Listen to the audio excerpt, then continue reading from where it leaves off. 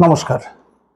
জানেন, বলিউডের ইতিহাসে এমন এক সুরকার ছিলেন যার জেদের কাছে হার মানতে হয়েছিল খোদ কিংবদন্তি গীতিকারকেও। এমনকি অপমানে ওই গীতিকার শপথ করেছিলেন যে তিনি আর কোনোদিন ওই সুরকারের সাথে কাজ করবেন না। কিন্তু শেষমেশ তাকেই ক্ষমা চাইতে হয়েছিল। কে ছিলেন সেই সুরকার? কি ছিল সেই গান? চলুন জানি আজকের গল্পে। ঘটনাটা 1951 সালের। একটি হিন্দি ছবির মিউজিক সিটিং চলছে।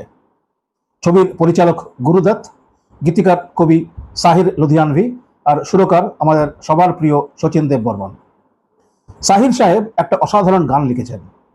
তিনি চাইলেন গানটি তৈরি হোক ক্লাসিক্যাল মুজরা স্টাইলে, কিন্তু শচীন কর্তার মাথায় তখন অন্য সুর খেলছে। তিনি জেদ ধরলেন গানটি হবে একদম ওয়েস্টার্ন রিদমে, একটু দ্রুত লয়ে। রিহার্সাল শুরু হলো। শিল্পীও খুব সুন্দর গাইছেন, কিন্তু সাহির সাহেবের মনে শান্তি নেই। তিনি সরাসরি পরিচালকের কাছে অভিযোগ করে বসলেন।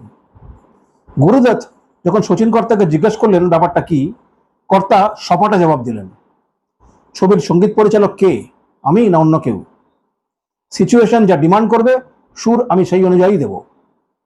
গুরুদত্ত কর্তার উপর অগাধ ভরসা রাখলেন। সাহির লুধিয়ানভি এই ঘটনায় প্রচণ্ড অপমানিত বোধ করলেন। এমনকি তিনি ঠিক করলেন শচীন কর্তার জন্য আর কোনোদিন গান লিখবেন না। কিন্তু যখন সেই গানটি রেকর্ড হয়ে বাজারে এলো, তখন যা ঘটল তা অবিশ্বাস্য। গানটি সারা ভারতে দাবানলের মতো ছড়িয়ে পড়ল। ওই একটি গান রাতারাতি ইতিহাস তৈরি করল। জানেন সেই অমর গানটি কি ছিল?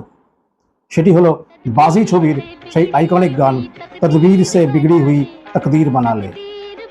গীতা দত্তের জাদুকরী কণ্ঠে গানটির অবিশ্বাস্য জনপ্রিয়তা দেখে সাহির লুধিয়ানভি নিজের ভুল বুঝতে পারলেন। তিনি নিজের ইগো সরিয়ে রেখে সরাসরি শচীন কর্তার কাছে গিয়ে ক্ষমা চাইলেন। গীতা দত্তের কণ্ঠে আপনার পছন্দের হিন্দি গান কোনটি? আমাদের কমেন্টে জানান। আর এরকম আরও জানা অজানা তথ্যের জন্য আমাদের চ্যানেলটিকে লাইক, সাবস্ক্রাইব আর শেয়ার করে পাশে থাকবেন। দেখা হচ্ছে পরের ভিডিওতে। নমস্কার।